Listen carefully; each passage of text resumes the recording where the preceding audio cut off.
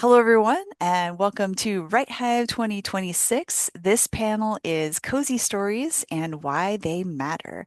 I am so excited to chat with all of these panelists about this really cool topic, which I love reading cozy stories, and I hope you do too. So, without further ado, let us introduce our panelists. First, we have AJ Poppy Alexander's world acclaimed impersonator with specific honors in gibberish, head cloudzitis, and spacewalking, figuratively. When they aren't paying the bills as a chemist, they spend their time writing and talking to people. Most of her work aims to bring awareness to the LGBTQIA plus community through fantasy fiction. In January 2024, she started interviewing as many people as she could get her hands on about their work in relation to storytelling. The results speak for themselves. Someday, they want to be an astronaut, but they're pretty sure it might be a little late to start that. Maybe next time around. Um, Ash Kreider is a trans non-binary content and social media marketer, former blogger, and martial arts nerd who has been writing professionally for more than 10 years. From 2012 to 2016, they wrote the popular gaming blog Go Make Me a Sandwich, which has garnered nearly 3 million views to date. They have also written, designed, and published 11 tabletop role-playing games. They are currently living in Canada with a teen, a spouse, and two slightly broken cats. E.M. Anderson is a queer disabled ADHD writer and the author of The Keeper of Lonely Spirits, The Remarkable Retirement of Edna Fisher, and the upcoming Lord of the Wood. They have two master's degrees and a feral passion for trees, birds, and pole fitness. Find them on social media at Eliz M. Anderson. Uh, I assume that is multiple social medias. So China Powell is an award-winning author and editor. She began Powell Editorial in order to help emerging writers become published authors. She offers diverse services, including sensitivity reading, developmental editing, and manuscript critiques, and is always happy to share her knowledge of the publishing industry with her writers. Moreover, China is an advocate for diversity in publishing, which led her to create the Women of Color Writers Circle, Inc., a nonprofit organization that offers community and safe space to women of color writers globally, regardless of genre or where they are in their writing career. China Powell is the author of 6 books and always has at least 3 works in progress in the works. When she is not writing or working with writers, you can find her with a book in hand and a cup of tea nearby. Last but certainly not least, Isabel Magno Diño is the author of the middle grade fantasy adventure novels The Serpent Rider and The Firefly Crown. She was born in the Philippines before moving to Sydney, Australia at a young age, where she soon discovered that almost nobody there knew how to say her name. To make up for it, she spent her time daydreaming about fantasy worlds filled with characters who had more unusual names than she did. Now she writes stories about her Filipino heritage and its fantastical folklore. When she's not writing, you can find her drinking copious amounts of black tea or getting lost in the pages of a book. Who amongst us? I am your panel host this panel. I'm Valerie Valdes. I'm the author of the Chilling Effect trilogy, space fantasy novel Where Peace is Lost, and under the pen name Leah Amador, I write fantasy rom-coms. I am also co-editor of Escape Pod, your weekly science fiction podcast. All right, now, without further ado, we are going to launch into the questions. So, my first question for the panelists today is how do you define a cozy story? And we are going to start with Poppy for that one. Hi, thank you for the great introduction. And I'm really excited to be here with all of you guys. Some of you I think I've heard or talked to in the past. So it's really great to see you guys here. I define a cozy story by one that kind of starts and ends without something like major catastrophic happening, which is kind of and that varies, and we can probably get into that a little bit later. But the focus of these stories usually focuses primarily on the relationships between the characters and like really dives into like the beauty and the magic that is the day to day. So that's how I would define it. It's hard to nail down. One of the ways that I often hear people define cozy stories as like zero conflict, or like no stakes, and that really bugs me because I write stories that are cozy that very much have conflict and stakes. I think the one thing for me that feels consistent is maybe an element of wish fulfillment, and always definitely like Caretaking is usually like a big theme, people taking care of each other. Okay, well, first of all, Ash and I same page because that also annoys me. I was going to mention it later probably, but the day before my last novel came out, this op-ed dropped that was titled like the thing missing from cozy fiction, pain, and I just started giggling because this is a cozy fantasy that's like all about grief and loss and like it just like it's a warm hug of a book and also it's very sad and it'll break your heart, but it's like also cozy. So same page about that because I'm like, yes, they can be, but that's not like the only thing. I'm gonna say it's the vibes because I agree it differs. Like I think the official definition, to the extent that there is one, is like a low stakes story with a happy ending and without a lot of gore, explicit violence, or sex, in which any pets and children are unharmed by the end. But basically, it's the vibes. Like my debut novel, I did not consider cozy because I thought the stakes were too high, but a lot of readers have called it cozy. And then my last book that we actually marketed as cozy fantasy, some readers are calling it cozy horror, and then some readers are like, it's just not as cozy as advertised. So, like your mileage may vary. It's vibes. I'm just gonna say it's vibes. I Yeah. forgot that some people think explicit sex is not cozy, and I am cozy with explicit sex. Okay, So well, I love that for you. I guarantee some readers are gonna be like, not as cozy as advertised, but I'm here for it. I'm also here for that. that's why I tend to make confused faces at the definition. I would agree and say cozy stories are very vibey as well, and it's hard to say exactly what a cozy story is because I do, even when I go to visit different bookstores, there are different books in the cozy sections compared to where other books are in other bookstores.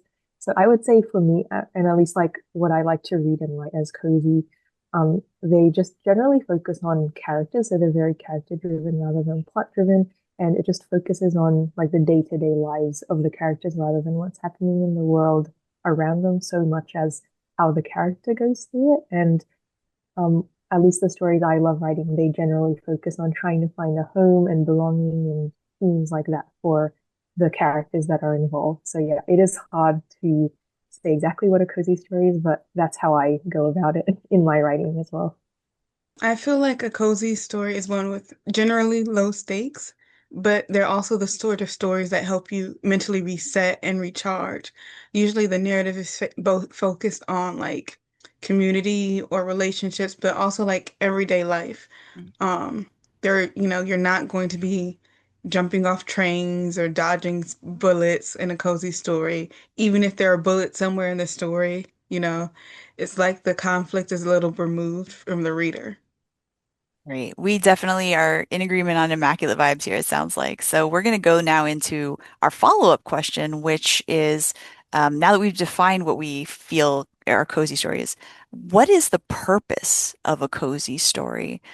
So, you know, even before I started, switched from doing tabletop games to writing fiction, um, I had been on the cozy stories kick for several years. And, before the pandemic, I was really into writing dark dystopian stuff. But for me, it started from a place of these were the stories that I needed to engage with, just as these are the types of stories that I need to tell as a storyteller. The more I started making, cozy role playing games, and then after working on the first drafts of, my novels, I heard from people that these were the stories that they needed to read.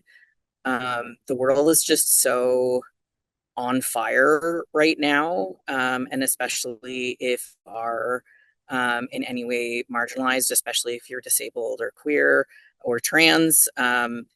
It's very much a need to be able to escape that feeling and being able to escape into a world where um, things are kinder and gentler, and you can remind yourself that things don't have to be this way, and the way that things aren't inevitable. um so yeah, I think it's very much um like, especially when times are bad, this is the kind of stories that people need to tell and need to engage with. For me, a cozy story provides a safe space in which to like process trauma and difficult emotions and explore tough topics. So I know, again, like as we were saying earlier, like some people think that there's like no tension or no conflict in cozy, and you can find those kinds of cozy stories, but I like the ones that have like somebody's dealing with like a personal loss, or like just a lifelong feeling of not belonging anywhere or whatever. And I also like writing those kinds of stories. So I think much like the romance genre as a whole, because you have that guaranteed happily ever after or happily for now.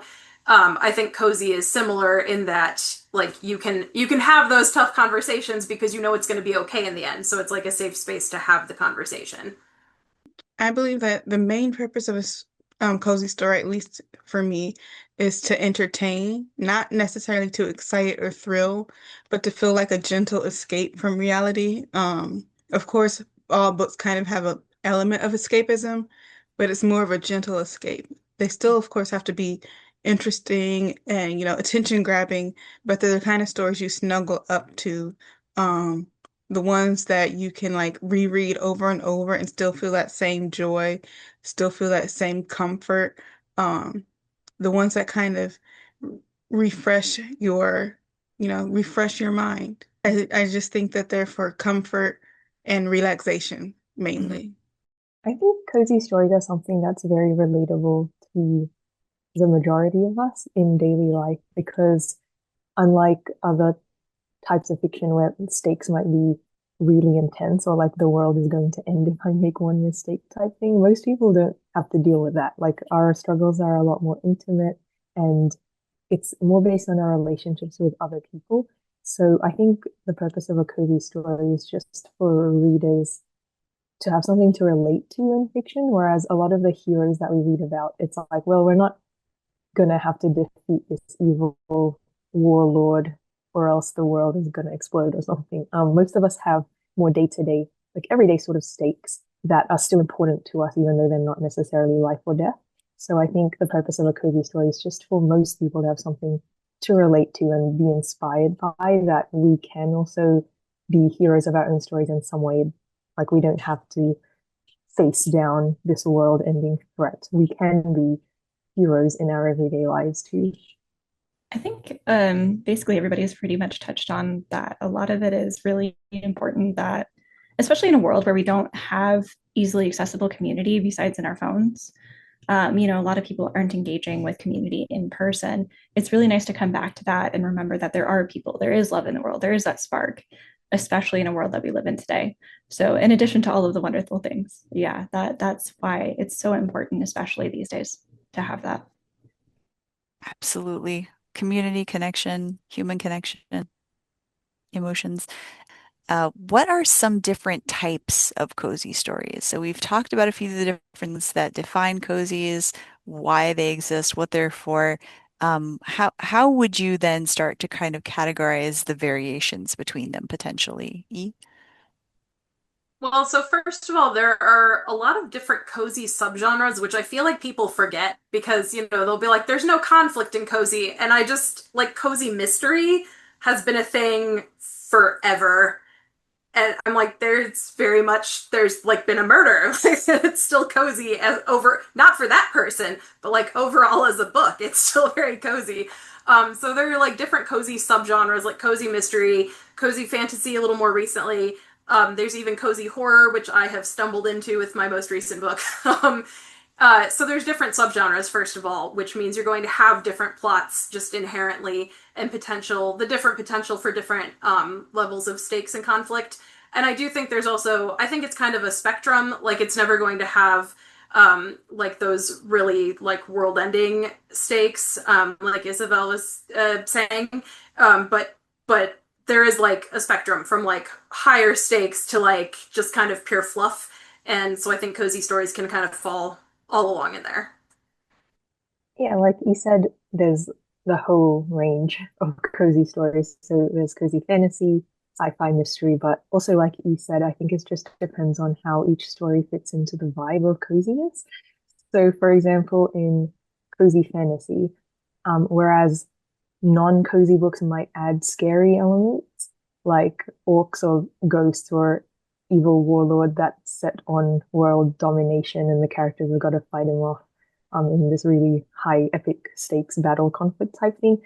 Cozy fantasy tends to focus on the aspects of magic that are charming. Not saying that cozy fantasy can't have like high levels of conflict, but it just has to fit in the vibe of the magic is charming. It's about characters finding a place to belong.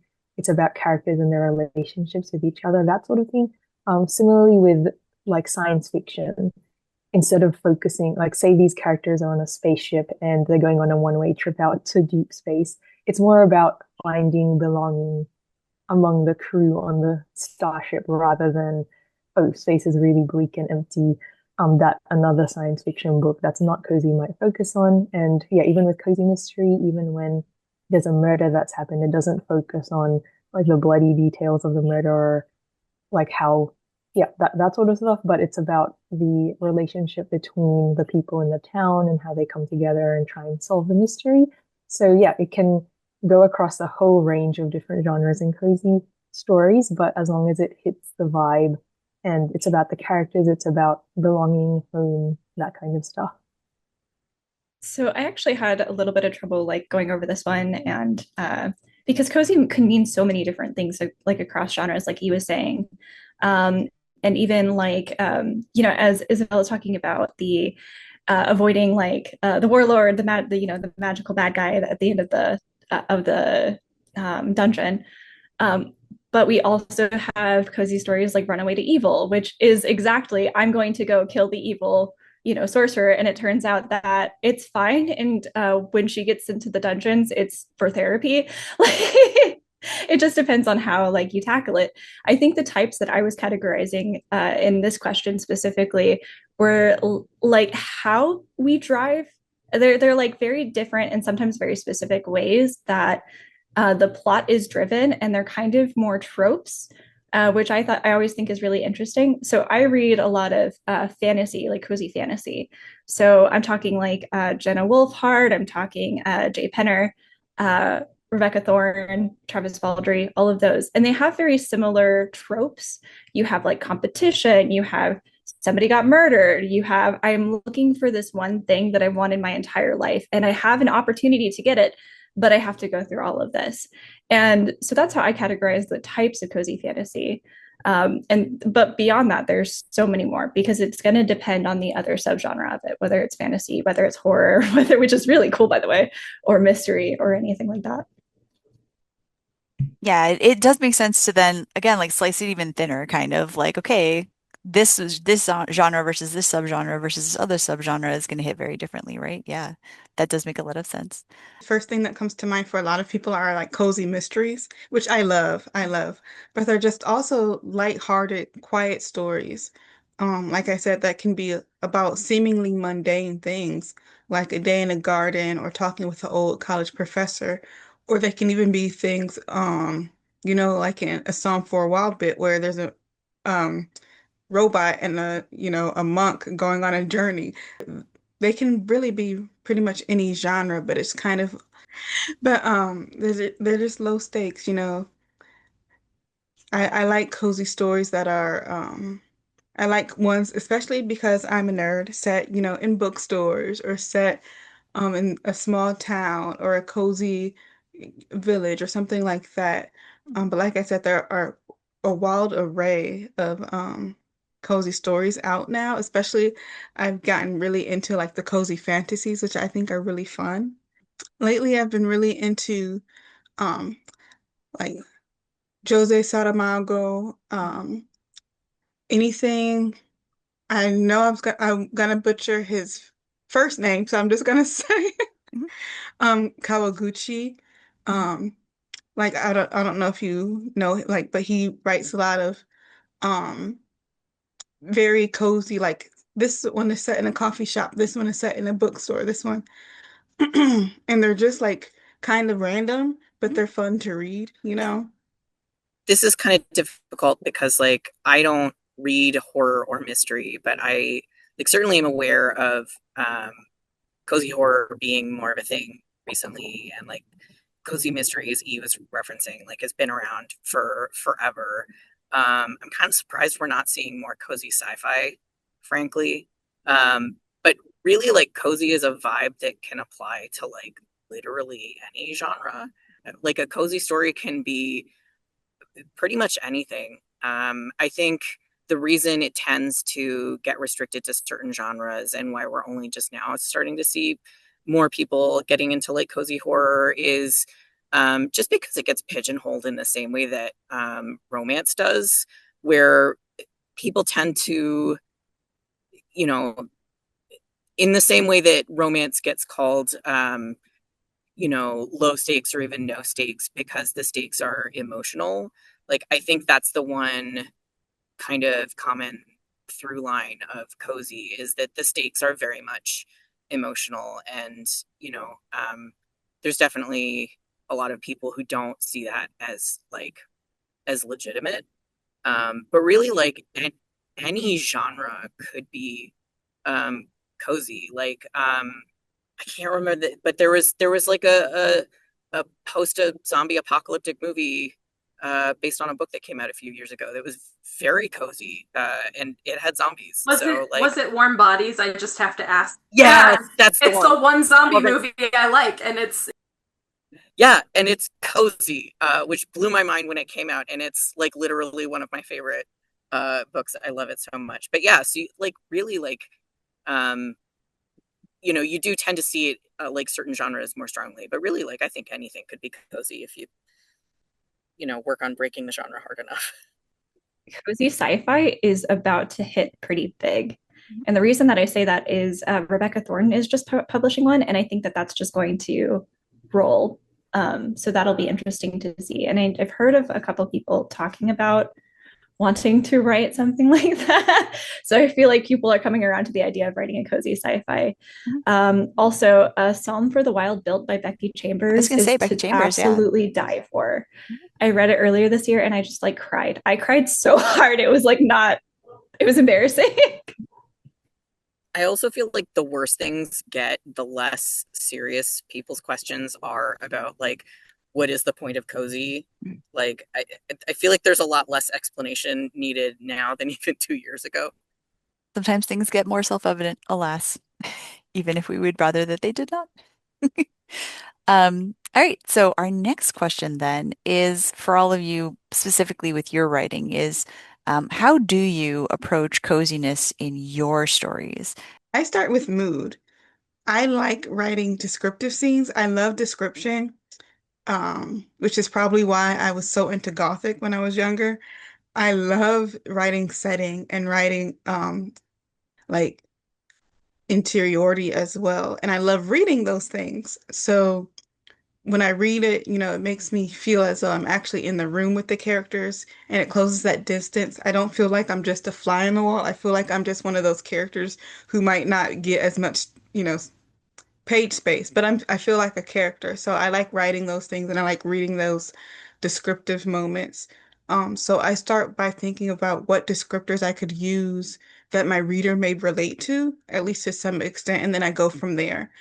For example, I have a story where I start the story off with the scent of petrichor and like beautiful, soft, descriptive skies. I mean, not everyone will get it, but for my ideal reader, it will land. Um, so that's kind of where I start and I go from there. I go with the vibes I want to get through and like the kind of imagery I can use to go through those vibes. I approach coziness as well, focusing on characters first. And instead of looking at the stakes that are within the world, I look at what the character's going through and then what are they struggling with in their everyday life. And that's sort of what I base the conflict on. And then in making the world, I try and make it as charming and interesting as possible because I write middle grade fantasy. But yeah, with cozy fantasy, you want to make it charming. And to some extent, you do, even though the world isn't perfect, you do want to ultimately make it a world that the readers would want to live in. And I just focus on like which characters live in the world and how do their relationships with each other play out, and how does that then impact the broader world instead of if I was writing non-cozy fantasy, it would sort of be more like how is the world impacting the characters or how is the conflict impacting the characters. But with my stories, at least, I like to branch out from the characters to begin with, and then how do their relationships with each other influence what goes on around them? I think I just focus on the interactions between the characters and like their relationship, especially with side characters. I think that cozy, you're kind of like dragging side characters into the limelight a whole lot more than you would with something that's a little bit more fast paced, keep you on the edge of your chair. And I do try to build up tension where I can within those like relationships so that I can keep my reader on the edge of the seat without having their heart beating really fast, and so that they can have a cozy experience but it's still engaging. And so that's a really fun line to walk. And a lot of it is just between characters and how they interact.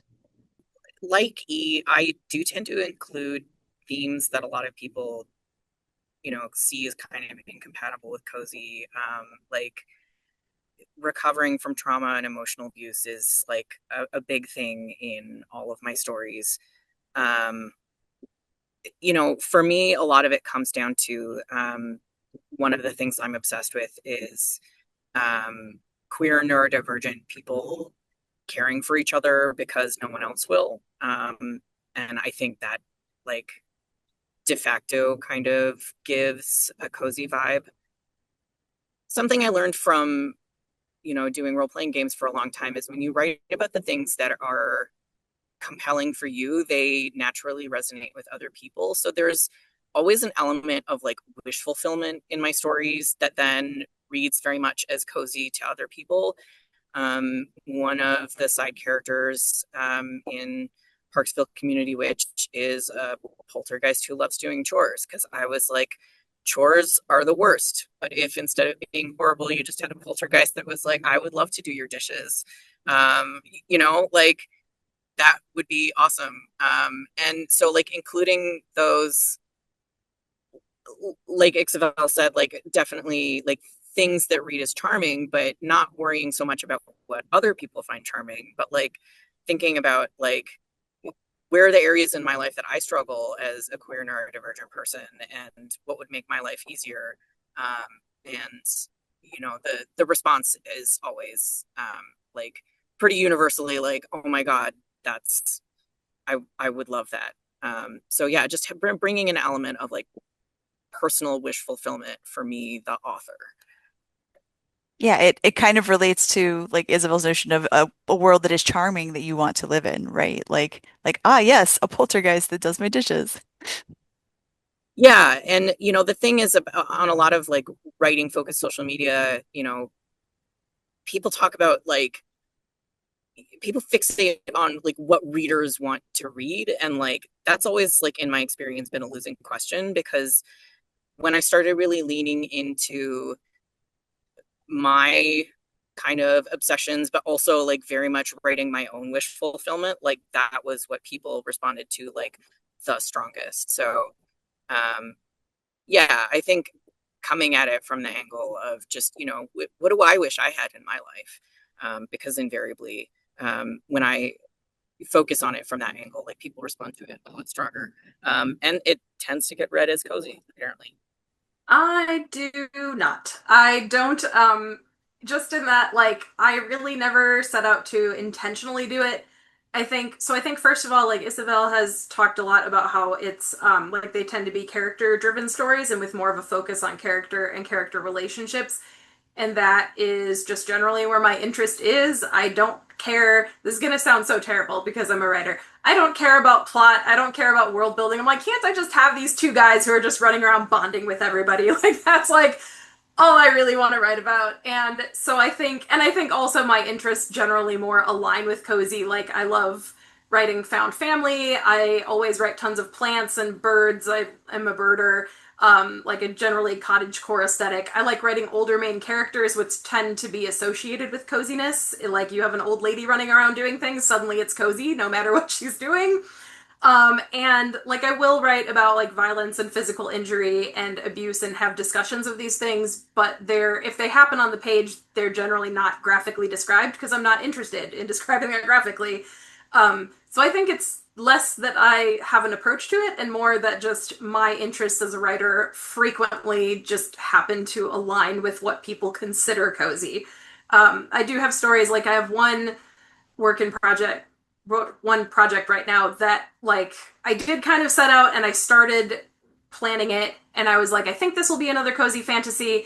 And then the more I planned it, the more I was like, actually, I don't know, it might not be. And like, I don't care. If it's not, then it's not. And whatever, I'll figure out what the genre is when it's done and make it my agent's problem.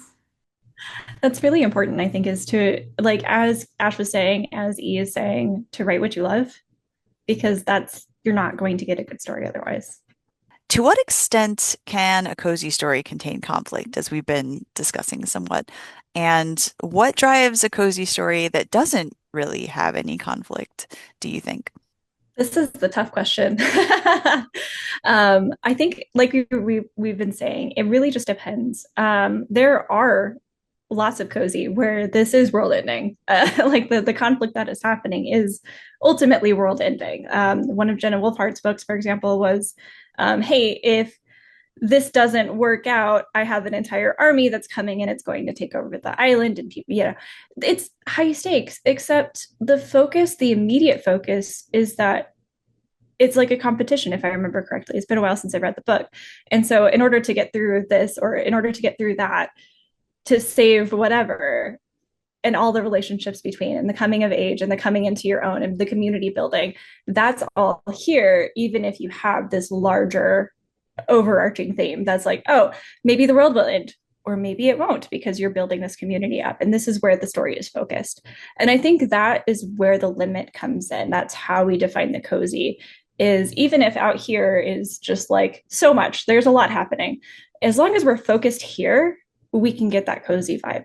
So it depends, I think, is the answer to this question. It just absolutely depends. Yeah, different stories have different engines. Makes sense, yeah. For me, without some sort of conflict, there's not really a story. There has to be some level of conflict. But I feel like in cozy stories, the conflict is inherently different. They deal a lot with inner conflict and emotion rather than, um, like high stakes, or if we don't do this, the world is in peril, or chosen one, or, all those sorts of things. They're not the same type of conflict. And I think that there are, of course, stories where there's not much conflict, and like you may only have two or three characters, but there's still some sort of decision-making process. And that can be used as, a type of conflict, depending on how the writer portrays it. There's still some sort of, okay, maybe there's this trauma that this character has to overcome, and they might not even state it as trauma, but it's something that lingers in the back of their mind, and then they have to decide whether or not they want to let it go. And that's conflict, even if you don't automatically assume it is. Just because it's more of quiet conflict doesn't mean there's not conflict. Mm. Um, so I'm not sure if I could answer that last part of the question, because I feel like all cozy stories have some sort of conflict, even if it's not those big, you know, climactic things. And I feel like even with external conflict, the situations are resolved pretty quickly. You're not starting off chapter one like, oh no, the chosen one suddenly died. We have to pick a new chosen one. And then, there's and then it takes you to chapter 35 to get to the like, oh great, we finished this contest. This is now the new chosen one. We're not getting all of that.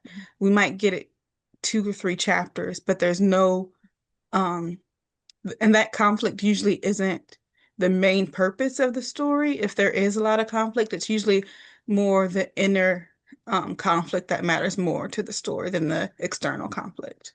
One of my examples for, I already talked about Warm Bodies, but also one of my favorite cozy movies ever actually has quite a lot of fantasy violence in it. Howl's Moving Castle. They do a whole ass war. There's a lot of colonialism, and but it's still like I would defy anyone to not call it a cozy movie. And so I think the success of things like that very much proves that you can have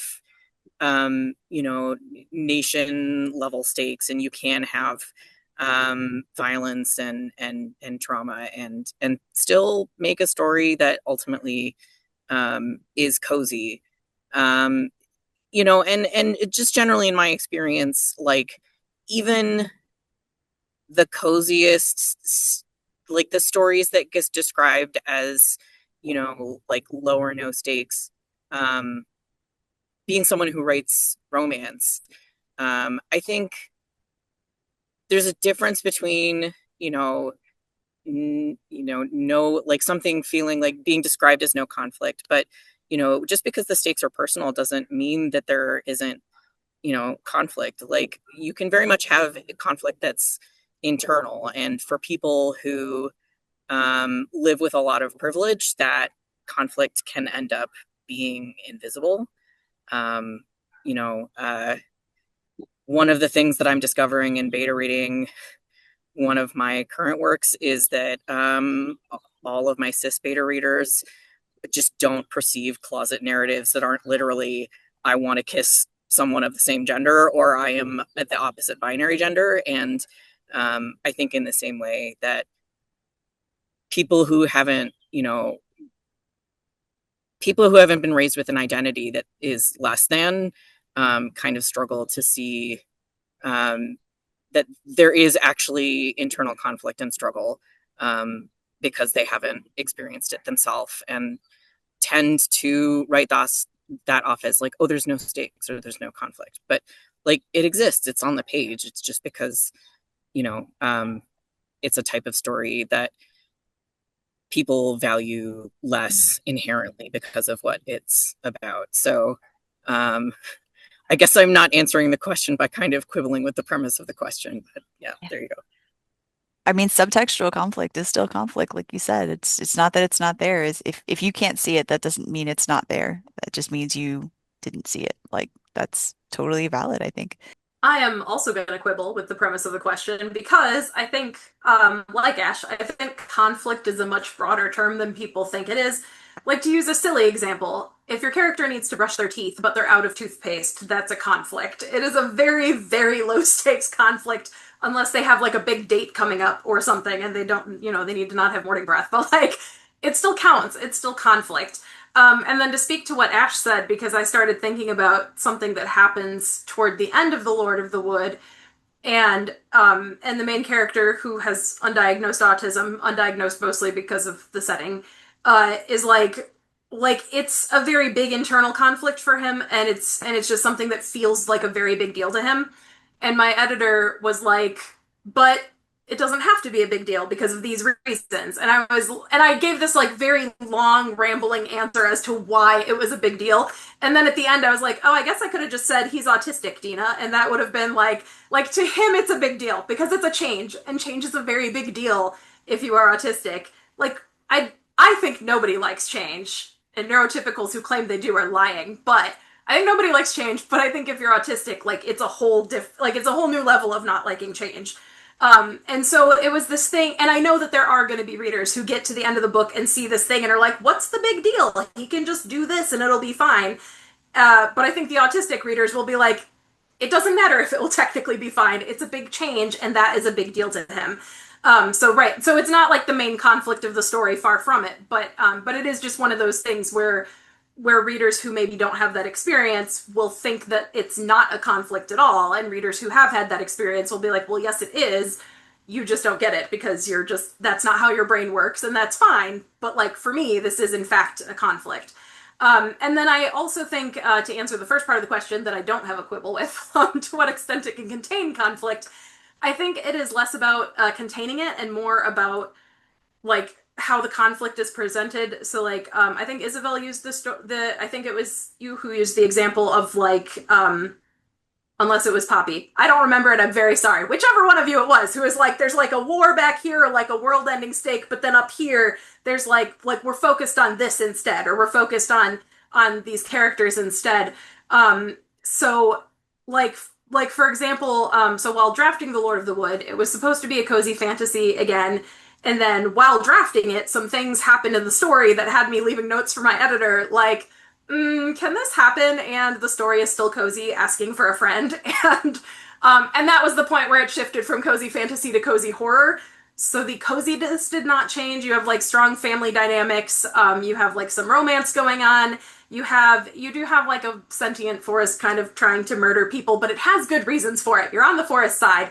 And it has like a plant creature for a companion, and it's got a cat, and it has like all these cozy things.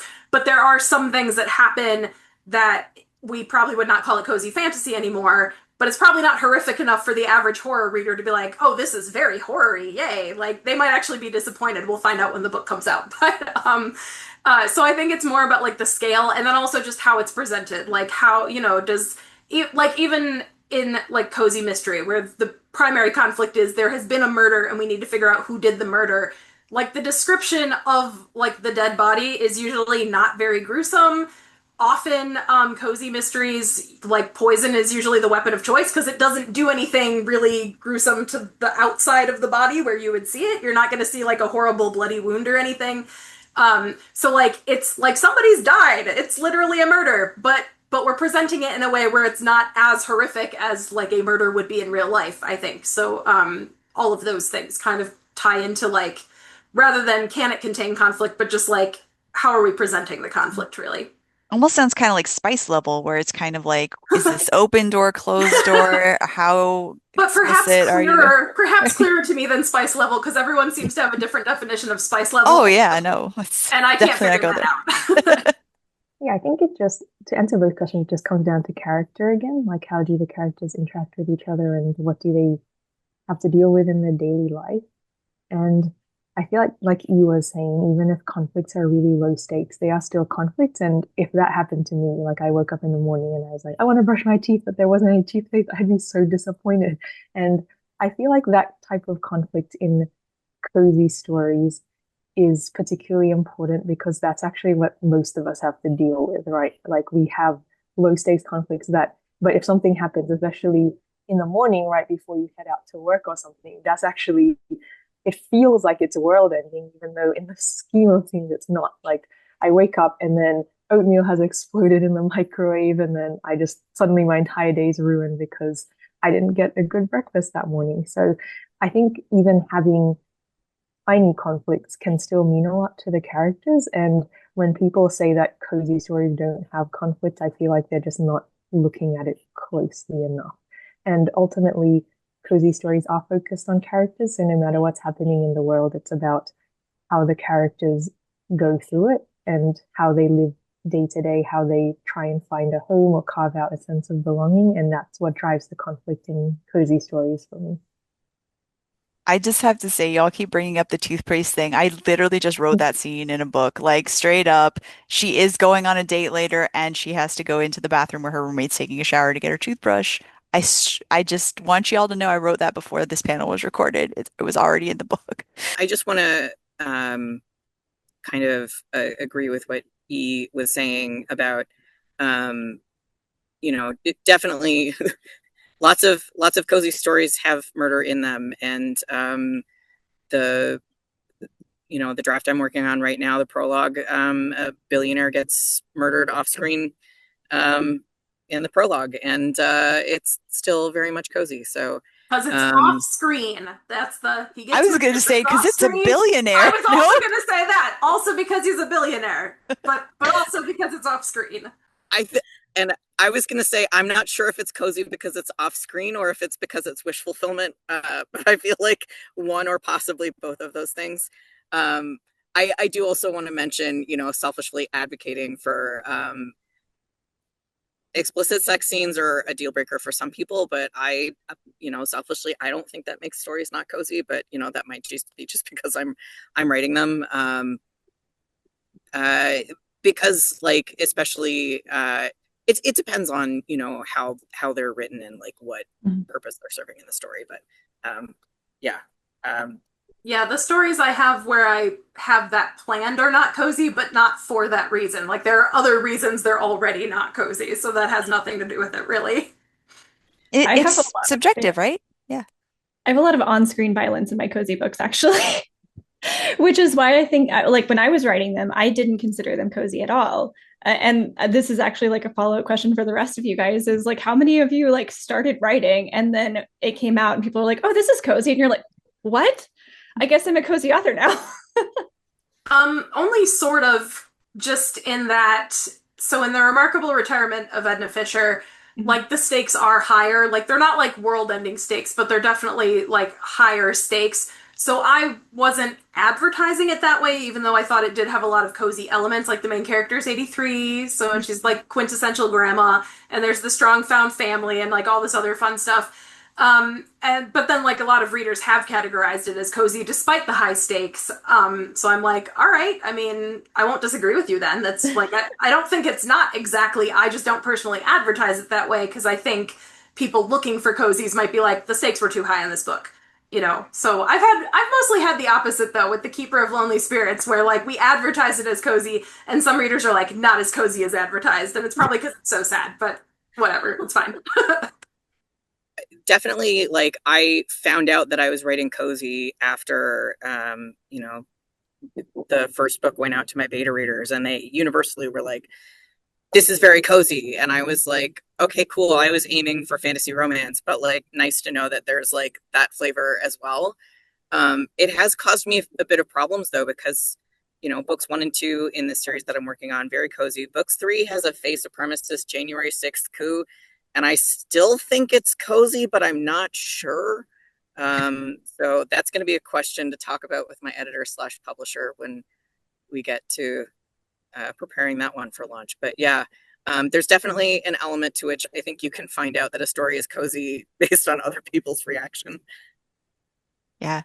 I feel like Isabel, for you, you're writing middle grade, so there is a often an intrinsic coziness level kind of implied, I guess, by the genre. Is that would you feel that way about it or Yeah, I actually didn't really set out to write, like E said, I didn't set out to write anything that was very cozy, but then just because it was middle grade, I feel like my writing voice naturally just skews towards middle grade, so I ended up writing a middle grade story. And I distinctly remember my editor saying when I was going through it, like this is a bit too dark for a middle grade story. You got to tone it down a little bit. So then I think it just became cozy by virtue of that. I wouldn't say I'm a naturally cozy writer, but yeah, because of the constraints of the middle grade genre, you just can't have anything that's too explicit, and you've got to break things down in a way that you can still explore deep themes and conflicts, but just in a way that is more suitable for the middle grade audience. And I think it just kind of became cozy-ish that way. I wouldn't really categorize my books. My books are more of like adventure type Mhm. thing, and then with some cozy elements. But yeah, again, it's just this weird, how do you define cozy? Mhm. Like, how many vibes does it pass the check for or something? So Yeah. yeah. I don't think I've ever had a story be considered cozy because of like either like the readership level or the level of like the age of the characters. I don't write a whole lot of cozy that I publish. I do write cozy, but I don't try to publish a lot of my cozy. Um, and typically what I write is either new adult or adult. Mhm. Even as a teen, I was writing for adult audiences. Um, because as my father says, I write death, darkness, and despair. So, but so I don't think I've ever had to deal with that, but I have had times where I was just writing or doing like a free write or, or something for a workshop. And I was told, oh, this is kind of cozy, or this is kind of, or this scene is cozy. I get a lot of that in like even in, fantasy stories that aren't necessarily cozy. I feel like I sometimes accidentally write little cozy snippets in there. And that might just be my writing style.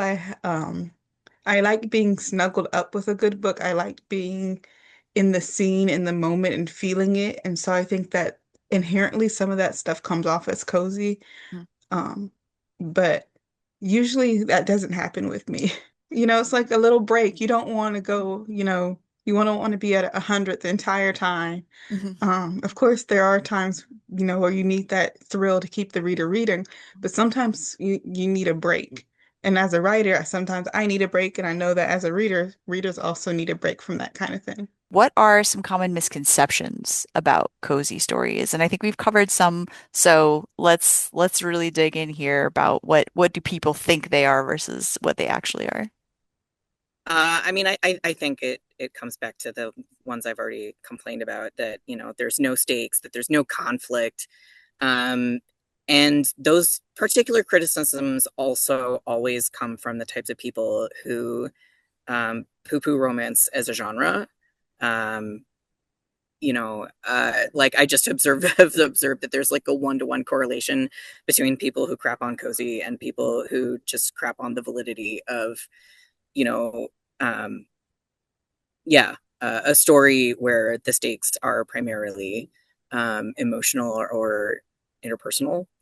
Um, yeah, just like I said, I think people often don't recognize something as a conflict if they haven't experienced it in their own life. So just because you're looking at a story and you're saying, well, there's no conflict in this, like, why would I read it? Like, someone else who has had those experiences is really going to feel that struggle come through on the page. So one is one that we've touched on, which is that they're like always and only like fluff, and that's all they are. And I mean, those ones exist, but that's way not all that they are. And I definitely do not, nobody would call my stories fluffy. I think they would call them cozy. They would not call, they might call them cozy. They might be like, this is not as cozy as advertised, but they wouldn't call it fluffy, I don't think. And then another one that I have seen recently is that I think, which stems from this, to be clear. I think it stems from this idea that all cozy stories are just fluffy escapism. Is that cozy as a subgenre is fascist because you're just being an escapist and you're not like fighting the good fight or whatever. And like, first of all, I think a little escapism is needed occasionally so that you can continue to fight the good fight and not just be despairing all the time. I think it's akin to when people are like, well, how can you even enjoy anything right now? Like, if you're like, oh, look at this pretty flower I found or something, and people are like, there are fascists. And I'm like, there are, but I can still appreciate the beauty of nature. And I can also fight for the beauty of nature because that's something else that is being taken away from us. So, like, that's another thing I'd like to fight for. And then also, as many marginalized creators have pointed out, like for marginalized people, like please forgive us if we would like to write something that is friendlier to us than the real world is. I mean, as a non-binary autistic person, like around the time that I was scheduling my autism assessment was the time that the US government was like, what if we made a registry of autistic people? And I was like, oh, I'm struggling and I really need this diagnosis, so I guess full speed ahead anyway, but I don't love the fact that I might end up on a registry of autistic people because registries of any kind of people are only bad. That's bad all the time, always. So I think it just stems from this weird thing of like you must be on at all times and you must be miserable at all times because everything sucks. And I'm like, everything does suck. That's pretty true right now for like basically everyone everywhere. But just being miserable all the time, like, what is that accomplishing to just be miserable all the time and to keep yourself miserable all the time and to make sure everyone else is miserable all the time? We do need moments where we are not miserable so that we can continue fighting against all the things creating all the misery. So that was kind of I feel like that was a little bit of a dangerous one to address, but I was like, I've seen it and I have to address it. So there it is. That the biggest misconception is that cozy means boring, or that cozy isn't for adults, or that if you read cozy, you're not really a reader. You know, and first of all, if you read, you're a reader. Like whether that means you're reading like physical books or reading ebooks or listening, because some people, who are, bit like just busy with everyday life, or maybe on the, autism spectrum, it's harder, or maybe they like you don't know. But if someone goes out and wants to read, that makes them a reader. Um, so sidebar. But but yeah, cozy doesn't mean it's boring. Of course, there are some cozy stories that are boring, but that's the writer's fault. Don't blame the genre. Mm. Um, so I think that's the biggest one that sticks out to me. Um, because I feel like there are supposedly thriller novels that are a lot less interesting than some cozy novels out there. I think a lot of people say that cozy, well, I've heard this said about fantasy as a genre, but especially with cozy fiction, is that it has no value in a literary sense. But I think just because cozy fantasy is not necessarily written like Pride and Prejudice or something like that, it doesn't mean that there's no value. Because I think everyone can relate to like wanting a home and wanting a place to belong. And that's something that doesn't have to be written in the most flowery or literary way to get the point across. Like, we all just need a reminder that there is a place for us and there's a place for us to belong. And even though it's not put out in a certain way that people perceive as having more literary merit, it doesn't make that statement any less true. So I think everyone that needs to read stories that they can relate to on that sort of level. And even though it's not like the same style as classics, it's something that all of us need to read. And hence, they still, cozy stories, to go back to the panel title, hence why cozy stories still matter for us. And they do have literary merit because of that. Yxavel actually touched on something that I wanted to talk about, is that I think a common misconception is that there's no lessons to learn from reading cozy. And to tag back on ease, fight the good fight, we still need some whimsy in our life. But you also can tackle a lot of those lessons and a lot of those themes using cozy environments. Ambitious Woman, for example, was written when I was very, very angry at the world. I I was not expecting it to be perceived as cozy at all. I was very angry at politics. There's a lot of very specific themes that I think people will pick up on at the time where it was written. People will be like, "Oh, this is what the author was like really annoyed about," but it was still perceived as cozy because it was a farm and we have these adorable, lovely skeletons and a zombie goddess that's in a zombie girl body. And so it was very whimsical. It was a lot of fun. And it still allowed you to explore those very heavy themes and those strong lessons. And a lot of it was just like redemption and when it's appropriate and when it's not, and how you would tackle those, and when is forgiveness okay and when is it not.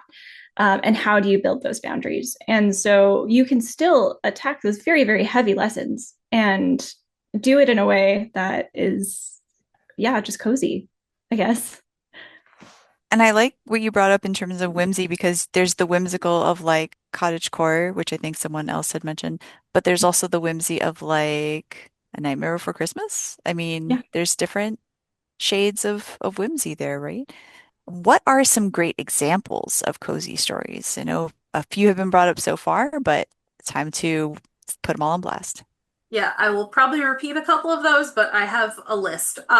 So Sungu Mandana's The Very Secret Society of Irregular Witches and A Witch's Guide to Magical Innkeeping, which are both, by the way, great examples of cozy stories that do have like some tougher topics that they tackle, and they're so lovely. Julie Long's The Teller of Small Fortunes, and I admit I haven't read this one yet, but The Keeper of Magical Things, I just know I'm gonna love it because I loved The Teller of Small Fortunes. John Wiswell's Someone You Can Build a Nest In, which was actually described to me as cozy horror. So that was the first book that I read that I was like, oh, cozy horror. Because normally, except for Gothic, I am not actually a horror person because I'm easily scared. But then I read that and I was like, so when people said cozy horror before, I was like, how could horror be cozy? And then I read that and I was like, oh, that's how.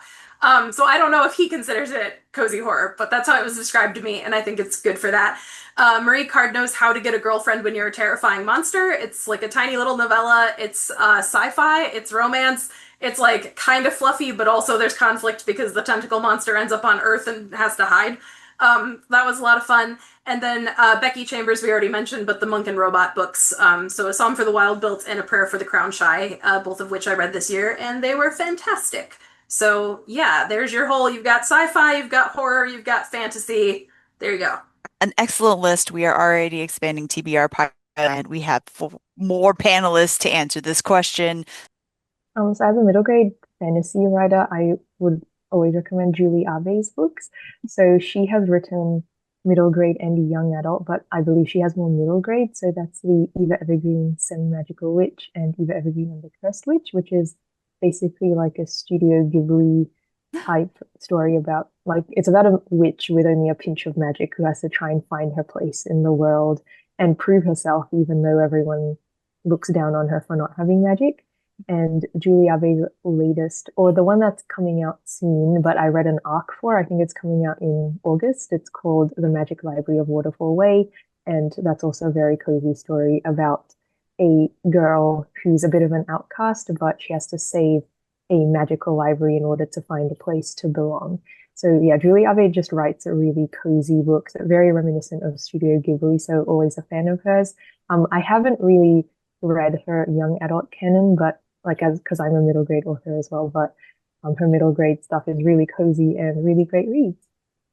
Anything by Bree Baker, who is shout out to a fellow Ohio-based writer. She's a cozy mystery writer. I'm looking at all of her books. I have every single book that she's ever published right on my shelf. Um, The Remarkable Retirement of Edna Fisher by E.M. Anderson, who's, also a panelist, who's also an Ohio writer. Now that I think about it. Travis Baldree is a nice, cozy fantasy writer. Um, if you're interested in like those kind of not really telling a story, but also telling a story, my favorite book is by Fernanda Pessoa, and the book is called the Book of Disquiet. And it's not really a story, but in a way it is because it's kind of just snippets of random things, but told in a way that you keep reading. Um, I recommended it to someone and they started reading and they were like, I don't know what this is, but I like it. And I'm like, exactly. And that's what cozy should make you feel like you're not really sure, but you like it. Also, Before the Coffee Gets Cold by Kawaguchi is a great book that I recommend everyone read. Um, and so those are the ones that kind of just stuck out to me. This one's a bit weird in terms of cozy fantasy political intrigue. The Goblin Emperor by Catherine Addison. Like I reread that every 3 months. Definitely a comfort read. And then three indie authors that are, yeah, probably a lot more obscure. Kay Fletcher's Sewing Spells, Mhm. a field guide to becoming a wizard's apprentice. It's like a collection of novellas about wizard gardening that's really delightful. And then these are definitely spicy, cozy fantasy romance. But Tempest Take Me Home by Charlie Knight is fantasy about pirates, cozy pirates. And then Apprentice's Luck by K.L. Noon is a spicy fantasy cozy murder mystery. Uh, so yeah, those are all ones that the three indie author ones are ones that I've read in the last couple months and just have gone straight to my comfort read uh, list on my e-reader. So The people that I've mentioned so far are Jay Penner, who is a Fellowship of Bakers and Magic. So her series are really good. Rebecca Thorne, who's one of the big names in cozy fantasy. Of course, Travis Baldree. People hear about that in conjunction with cozy fantasy. Evie Belknap, I don't know that I mentioned her, but that's the Tenfold Tenants was really, really sweet. It's more contemporary, but it's kind of spooky. It's about a tenant who is not a monster but living among monsters, and they're trying to figure out what kind of monster she is. And it's very lighthearted. It's very fun. I've also mentioned Jenna Wolfart. Those are straight cozy fantasy adventures, and I'm just in love with them. Mystic Neptune does a little bit more gamelit, which is very fun because I don't see a whole lot of gamelit and cozy fantasy together. So they're very fantastic. I like how she kind of just takes tropes and just like throws them around and has a good time with them. Um, I haven't read this one yet, but Contracts and Cats by Toni Benz is a novelization of her Royal Road series, Meow, which is a magical emporium of wares. So I'm really excited to pick that up. I also have some other titles here that I pulled up. The Sunset Sovereign by Laura Huey. Have you guys read that one? It's a short one. It's a novella. It's very quick. It's about a dragon who is telling his story to the assassin that's come to kill him. So it's kind of a Thousand Nights Telling. It's really, really short and very sweet. Desolation Among the Stars by Brianna Blythe is a science fiction cozy that is told in basically journal entries. And it's so wonderful. It gives me goosebumps. and I'm probably going on a little bit far, but I just really love these books. Alex Carn is also a Royal Road author. He wrote Soul Guardian, which is two devils come into guardianship of a little human girl who has summoned them, and shenanigans. Like there's an SUV that they don't know how to drive, so they like magic the SUV into driving them around. Like it's very very low stakes, very cute. And I'm sure I have a bunch more, but I think I'll probably leave us there. No worries. That's it. Again, everyone's TBR pile is getting bigger and bigger. Actually, can it get slightly bigger? Because I Yes, remembered two more. Okay. go. So Just gonna say. Yeah, Edward Underhill, the In Between Bookstore, and then also Mia Tsai, whose debut novel Bitter Medicine was cozy. And then she also, if I can, she has one that's not cozy called The Memory Hunters, but it's so good. So even if you're like, no, I'm just here for cozy stuff, like please go read The Memory Hunters. But if you really just want cozy stuff, go read Bitter Medicine. Mia is awesome. Truly, truly. And yeah, I agree. The Memory Hunters, not cozy, but very cool. So, why do you think it's important to have more cozy stories today? Well, have you looked at the news lately? Uh, Truly. um, like that's like the main reason. Cozy stories aren't fast paced, they're not rushed, and they don't make you anxious. And so, in a world where that's kind of our daily life right now is stress and anxiety and like one bad news after another, it's the exact kind of thing we need, I feel, right now. Um, Also, I think that now with more independent publishing getting pushed, more people being comfortable enough to self-publish, we're getting a lot more diversity of stories. We're not just getting the cozy mystery set in, you know, a coastal town, or we're not just getting cozy stories by the same kind of person or the same people who don't have the same struggles. Um, and so I feel like now is a great time because we have more diverse authors publishing, and more diverse perspectives. Um, I was thinking of How Lucky by, I think his name is Scott Leach, which is a story that features a main character who is paraplegic. Um, 20 years ago, we wouldn't have had that. And so those are the kind of things that we're growing more accustomed to or more welcoming to in the publishing industry. So I think it's a great time for cozy, because not only are we getting more cozy stories in the midst of chaos, but we're getting more cozy stories by diverse authors with diverse perspectives, featuring a diverse cast of, characters. Um, and we don't always get that, but I think right now we need more proper representation than ever. And also, our world is diverse, and all types of stories should reflect that. I think it's just important because, and this is the thing that I focus on in my books a lot, is that people, everyday people, need to know that they can make a difference just by being kind. And even though it might not have an impact so that you can physically see, because it's not like a world reaching impact, but in the little communities that we have, like among our friends, in the suburbs that we live in, it actually makes a huge impact just by doing one little tiny kind thing, which is a theme that pops up a lot in my books and also a lot of cozy stories as well. So yeah, that's why I think cozy stories matter. So I think from an angle of, I mean, I've already talked about how they're really important, especially if you're marginalized and the whole world is on fire, but also from like a representation standpoint. I started writing my novels because I got tired of not ever being able to find books about people who look like me. And, my life as a young person might have been much different if I had been able to find, books about people dealing with, real world kind of stakes while also navigating neurodivergence, while also navigating transness and queerness. So yeah, like all types of stories matter from a standpoint of representation, but cozy stories in particular, make it easy for you to picture yourself in the real world in particular. And I think that's really important when you're talking about marginalized protagonists. Yeah.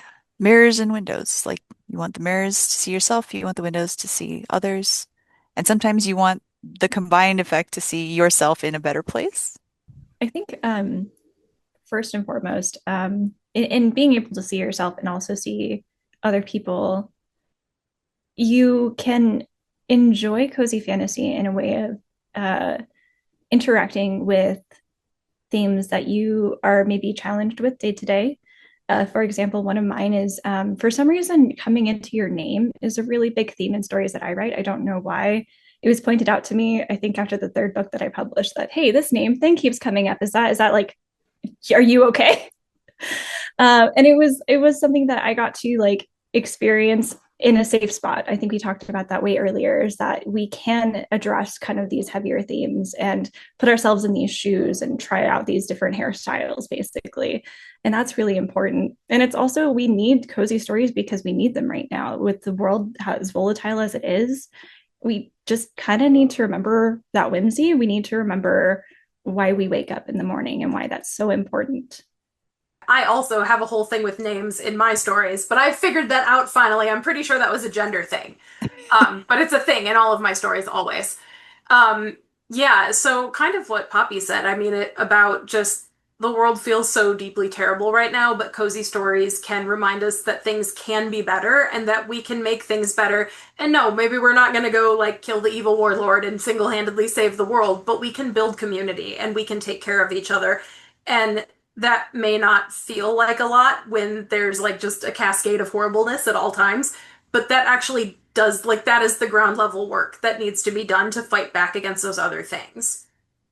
Foundations. We're laying foundations so that you can build the better house. Yeah, no, thank you all so, so much. This has been delightful and wonderfully insightful. And I would like you now, if you wouldn't mind, to please tell everyone where they can find you online. Uh, I'm kind of everywhere. I'm just not super active right now. I've kind of taken a hiatus of things because, the world is on fire. I am on Instagram as AJ Alexanders. You can also find me on TikTok, I guess, as AJ Alexanders. I also go by Poppy Alexanders on Twitch, where I interview other authors on Mondays, but I haven't done that in a little while. But you can find me there and follow me so that when I do come back, you can get those updates. Any social media I'm on, I'm at Liz M. Anderson. I'm most active by far on Blue Sky, with Instagram as a begrudging backup. Um, you can also go to my website, which is elizmanderson.com. And then I also have a newsletter you can subscribe to, especially if you're like, I don't really do social media. That goes out more or less monthly. And that is buttondown.com/elizmanderson. I am China Pal everywhere. You can see my name. It's a very unique name. I'm the only one. So, literally, I am the only one on this planet as of right now. So you can find me by just typing in my name. I'm also, religiously on Discord. I have a small problem with being on Discord too much. Uh, you can also find me on Blue Sky. I I'm on Instagram, although not very often, but you can pretty much find me anywhere. If you follow either me or the Women of Color Writer Circle, it's usually me who responds. So you can find me either of those places or on my website at powelleditorial.org. I don't do AI, so if you get a chat message, it's from me, it's not from a computer. Social media wise, I'm mainly on Instagram as Yxavel_writes, but I also have an author website. So if people look me up, you can find more about me and my books that way. Yeah, I have a author website, ashkreider.com.